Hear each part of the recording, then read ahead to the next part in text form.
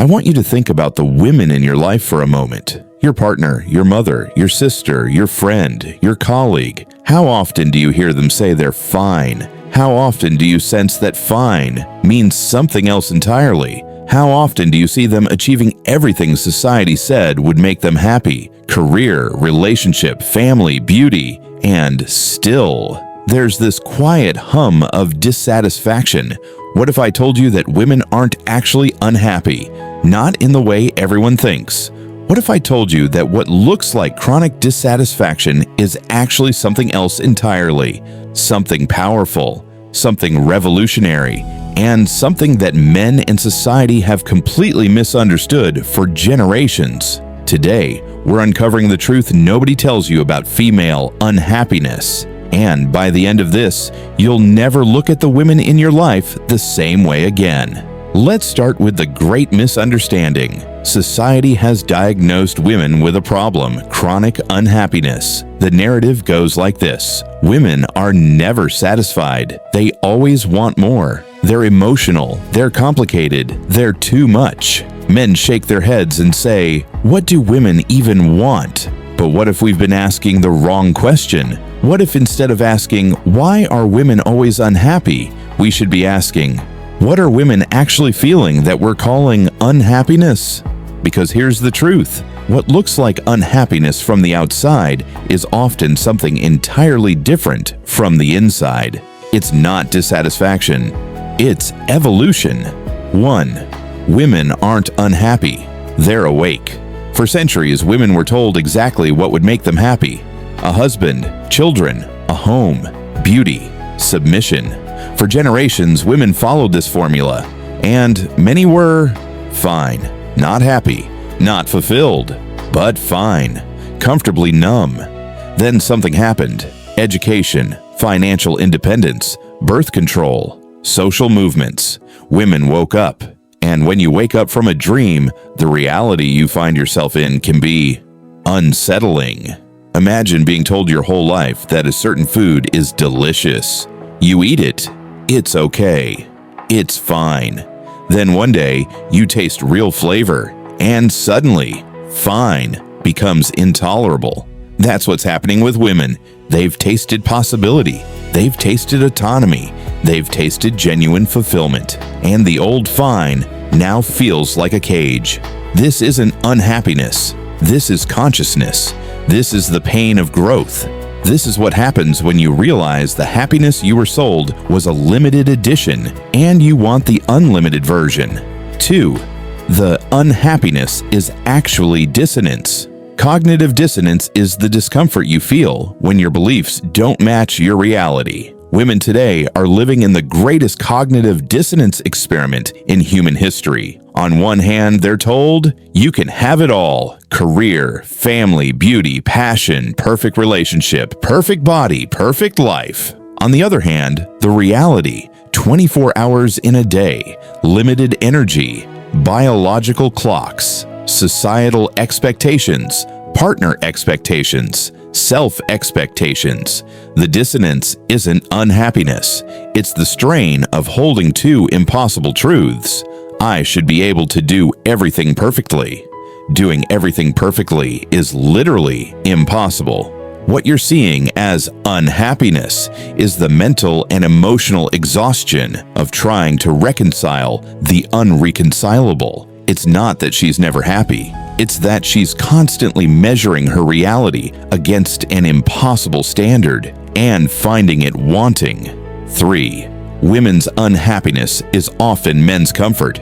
This is the uncomfortable truth nobody wants to say. The traditional female role was designed for male comfort, not female fulfillment. Think about it. The happy 1950s housewife, smiling, baking, cleaning, supporting, always available, always pleasant. That woman wasn't necessarily happy. She was compliant. Her compliance created comfort for everyone else. Now women are saying, I don't want to be compliant anymore. I want to be authentic. And authenticity is messy. It has bad days. It has boundaries. It says no. It takes up space. It has needs. From the outside, this looks like she went from happy to unhappy. But from the inside, she went from compliant to authentic. And authenticity isn't always smiling. Sometimes it's tired, sometimes it's angry, sometimes it's setting boundaries, sometimes it's saying, "This isn't working for me." What men often interpret as her becoming unhappy is actually her becoming real. And real people have real emotional ranges. They're not perpetually pleasant. They're human. 4. Women are carrying invisible labor, and it's exhausting. Let me describe a typical day for many women. She wakes up thinking about what everyone needs. What's for breakfast? What's for dinner? Who has appointments? What needs cleaning? What needs planning? She goes to work, where she often does emotional labor, managing tones, managing relationships, managing perceptions. She comes home to more labor, emotional, mental, domestic. She goes to bed thinking about tomorrow's labor. Now here's the question. If you were carrying that much invisible weight, how would you feel? Joyful, constantly happy, or tired, stretched thin, like you're giving from an empty cup? This isn't unhappiness. This is burnout. This is the exhaustion of managing not just your own life, but the emotional and practical ecosystems of everyone around you. And when she expresses this exhaustion, she's often told she's nagging or complaining or never happy. No, she's telling you the building is on fire and everyone's complaining that she's not smiling while she tries to put it out. 5. Women's emotions are pathologized. Here's a fascinating double standard. When a man is angry, he's passionate. When a woman is angry, she's hysterical. When a man is sad, he's deep. When a woman is sad, she's unstable. When a man wants more, he's ambitious. When a woman wants more, she's never satisfied. Women's normal human emotions have been pathologized. Her reasonable desires have been labeled as greed. Her boundaries have been called difficulty. Her exhaustion has been called laziness. Her authenticity has been called moodiness. So she learns to hide her real emotions. She learns to say fine when she's not fine. She learns to smile when she wants to cry. And that disconnect between what she feels and what she shows, that creates what looks like unhappiness. But it's not unhappiness, it's loneliness. It's the loneliness of feeling things you're not allowed to express. 6. Women are grieving futures they were promised. Every woman alive today was promised a certain future. The Prince Charming, the equal partnership, the having it all fantasy, the work-life balance, the supportive society. Then reality arrives. The Prince Charming is just a man with flaws. The equal partnership often isn't equal. Having it all means doing it all. Work-life balance is a myth. Society is still judging her choices, and she grieves. She grieves the future she was promised. She grieves the easier path she sees some men walking. She grieves her own naivete for believing the promises. This grief looks like unhappiness, but it's not. It's the necessary mourning of illusions so she can build something real. And building something real is hard, messy work that doesn't always look happy. 7. Women's unhappiness is often just depth. Men often ask me, why do women make everything so complicated? Why can't they just be happy?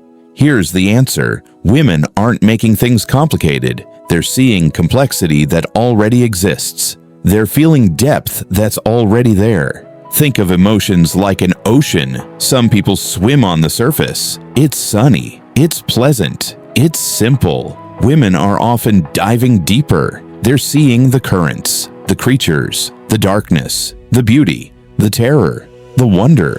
From the surface, the diver looks like she's struggling. She's not smiling. She's focused. She's serious. She's unhappy. But from underwater, she's experiencing a whole world the surface swimmer can't even imagine. What gets labeled as female unhappiness is often just female depth, the capacity to feel more, to see more, to care more, and that depth comes with a price. You can't unsee what you've seen. You can't unfee what you've felt. And once you've been in the depths, surface happiness feels insufficient. Here is the real truth about female happiness. After working with thousands of women and studying this for years, here's what I've learned. Women aren't chasing happiness the way society thinks. They're not trying to be constantly joyful, perpetually satisfied, always smiling. What women actually want, what actually creates that deep, sustained fulfillment is authenticity, the freedom to be real without punishment, purpose, meaningful contribution that matters, connection, deep, genuine relationships, growth, the sense of becoming more, autonomy, control over their own lives, peace, internal and external calm, love, both giving and receiving. Notice what's not on that list? Constant happiness, perpetual pleasure, easy comfort.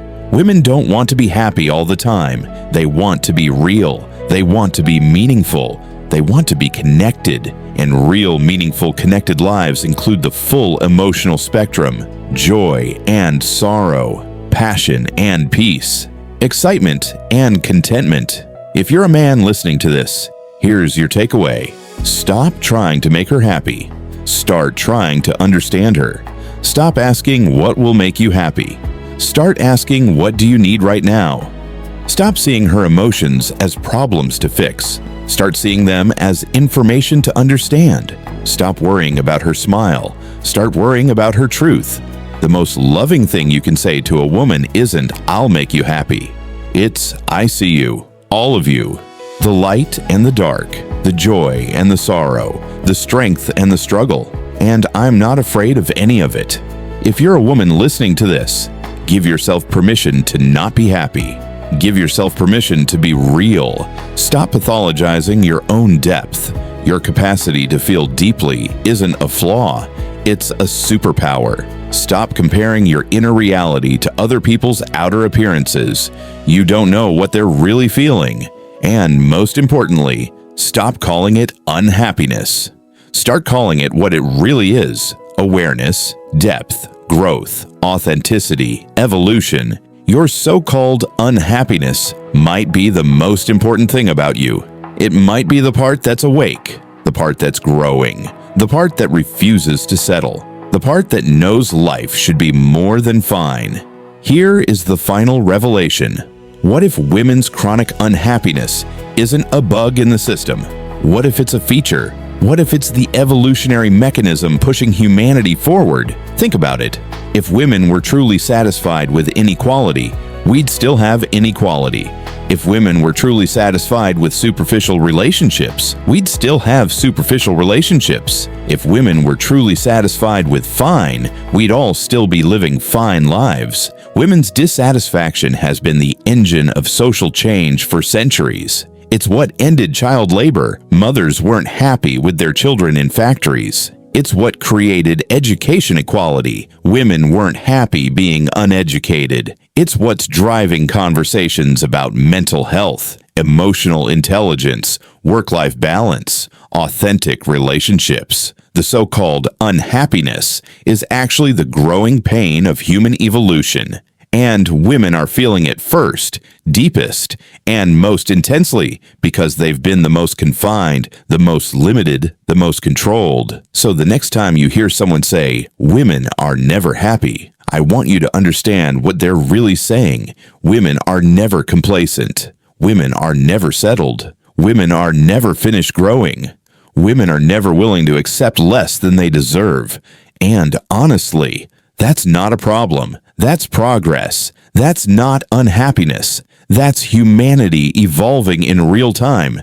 The truth nobody tells you about why women are always unhappy is this: they're not unhappy. They're awake. They're not dissatisfied. They're evolving. They're not complaining. They're changing the world by refusing to accept the world as it is. And maybe, just maybe, that unhappiness isn't their problem to fix.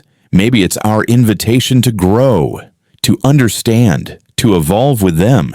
Because a world where women are truly, deeply, authentically happy isn't a world where they smile more. It's a world where they're free to feel everything, where their depth is celebrated, not pathologized, where their authenticity is welcomed, not punished, where their growth is supported, not resisted. And that world isn't just better for women, it's better for everyone. So the next time you see a woman who looks unhappy, try a different thought. Maybe she's not unhappy. Maybe she's the most awake person in the room. Maybe she's feeling what others are ignoring. Maybe she's growing where others are stagnant. Maybe she's authentic where others are performing. And maybe, just maybe, instead of asking her to be happier, we should be asking ourselves, what is she seeing that we're missing? What is she feeling that we're avoiding? What is she changing that we're clinging to? Because the truth about female unhappiness might just be the truth about what it means to be fully, deeply, courageously human in a world that keeps asking us to settle for less. And that's not a problem. That's the point. What's been your experience with this dynamic? Have you been labeled unhappy when you were actually something else entirely? Or have you misunderstood a woman's depth as dissatisfaction? Share your thoughts below. Let's have a real conversation about this. If this gave you a new perspective, hit like and subscribe. We're creating more content that challenges surface-level understandings of human psychology. And remember, sometimes what looks like unhappiness is just depth waiting to be understood. Sometimes the person who seems least happy is actually the most awake.